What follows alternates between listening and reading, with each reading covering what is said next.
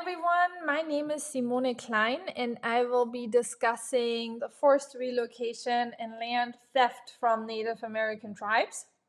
So, going back in time, in 1830, President Andrew Jackson, he signed the Indian Removal Act, which was forcing Native tribes from the southeastern U.S. to move west to what is now known as Oklahoma.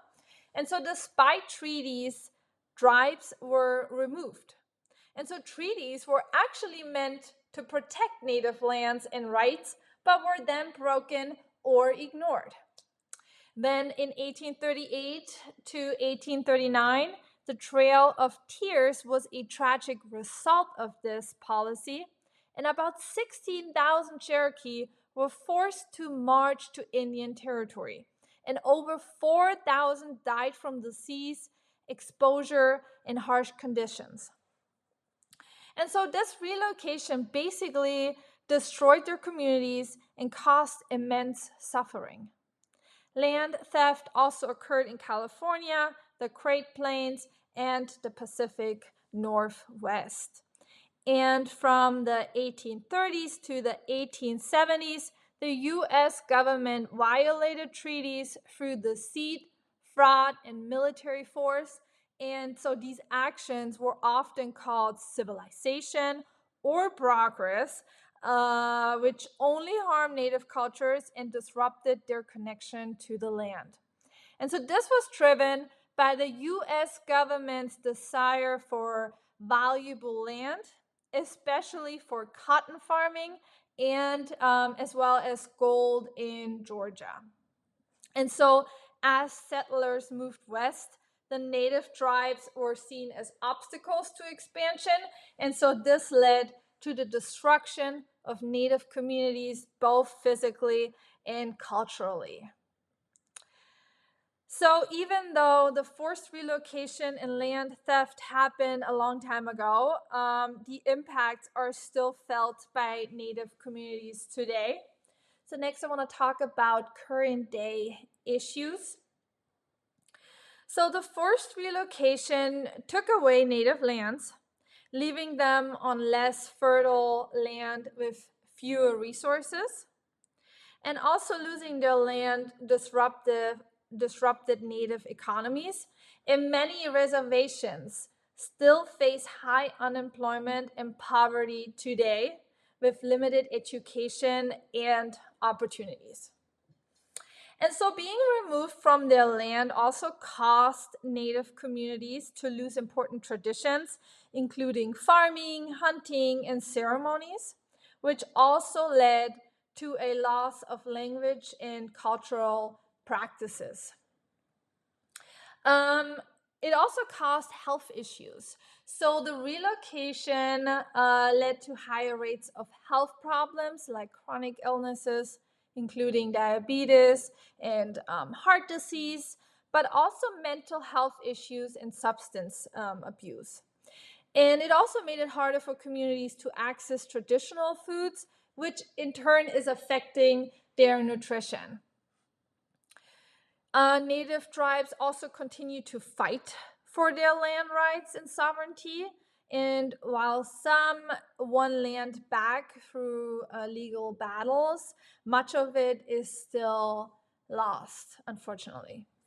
And last but not least, intergenerational drama. So the drama from forced relocation has been passed down. And that causes mental health issues, identity loss, as well as feelings of being marginalized. Okay. Next, I'm going to talk about cultural experiences, including socioeconomic status, gender, language barriers, as well as education access. So the relocation and land theft placed many Native communities in economically deprived areas, which is leading to poverty and unemployment. And this generational poverty limits access to education, healthcare, and other opportunities. Then gender. So Native women historically held leadership roles. But the forced relocation disrupted these structures, increasing vulnerability to violence and marginalization. And so loss of land affected their roles in agriculture and resource management.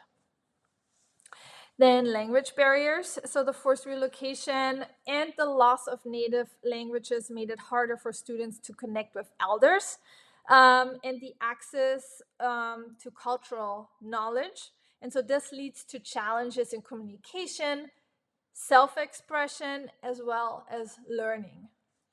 And we have education access. So many Native communities, especially on reservations, face underfunded schools with outdated materials and limited resources, which then negatively impact student outcomes. And so, what are the implications for speech language pathologists? So, speech language pathologists who are working with Native communities need to understand the unique challenges that Native children may face in communication development, which is often influenced by cultural and historical factors. So, SLPs should be mindful of cultural differences in communication. And so, by adjusting therapy to be more culturally sensitive, they can provide a more effective support for Native children. Then also the loss of native language affects language development.